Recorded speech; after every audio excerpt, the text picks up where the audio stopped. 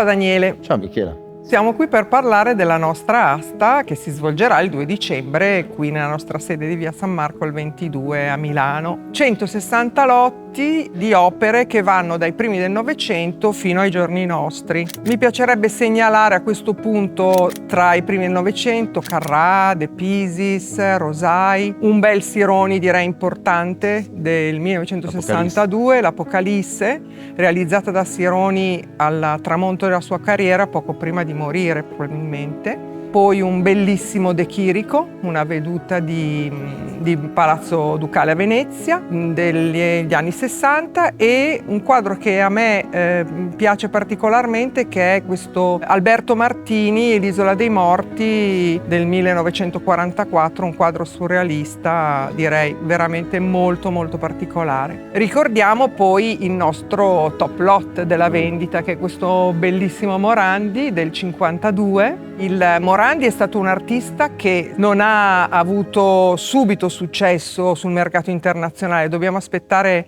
il 2012 quando la sua opera venne esposta al Museo Fredericianum di Kassel, a Documenta, nella 13ª edizione di Kassel. A lui fu dedicata una sala con opere dal 1936 al 58, più tutta una serie di oggetti personali dell'artista che probabilmente utilizzava in studio. Tutto questo veniva dal Museo Morandi di Bologna. A me l'opera di Morandi affascina soprattutto per questo senso del silenzio, della ricerca attraverso proprio gli oggetti di uso quotidiano, oppure questi semplici paesaggi di campagna. Infatti è riuscito a far entrare la psicologia in oggetti di uso comune. Penso che sia per questo che forse sì, uno degli artisti italiani più noti e importanti al mondo. Che è stato finalmente scoperto, perché in Italia alla fine erano pochi mercanti e pochi collezionisti che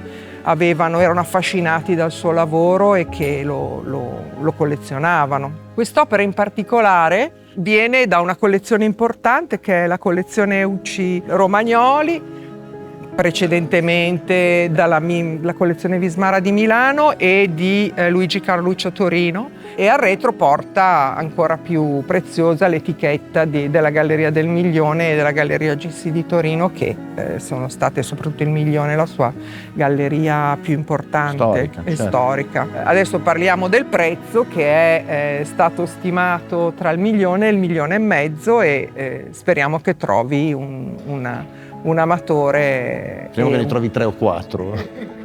Beh, io sono convinto, no? Cioè, il quadro è bellissimo. Il quadro è decisamente bellissimo. Parlando poi, diciamo, di altri autori che saranno in asta. Spartiato, perché se non sbaglio è l'840. Poi si va a salire, c'è l'opera dietro che è la mia preferita insieme al Morandi, e un altro che dico dopo che è Manzoni, perché è un'opera del 57. Tra l'altro adesso la Galleria Hauser & Wirth a Basilea inaugura una mostra solo su questi anni, perché sono di passaggio, se vogliamo dire così, ma in realtà sono quelli più formativi. Cioè già qua vediamo il fondo pastoso con queste umanoidi che fanno da contrasto alla scritta tenderly, un po' provocatoria, forse ironica, libertà poetica, che comunque fa venire fuori appunto quest'ironia che è un po' il segno distintivo di Manzoni, che l'anno dopo arriverà a Iacrome, nel 61 ha La merda d'artista, che è quella che conosce tutto il mondo. Certo. Manzoni, anche lui come Morandi, è uno dei più conosciuti, no?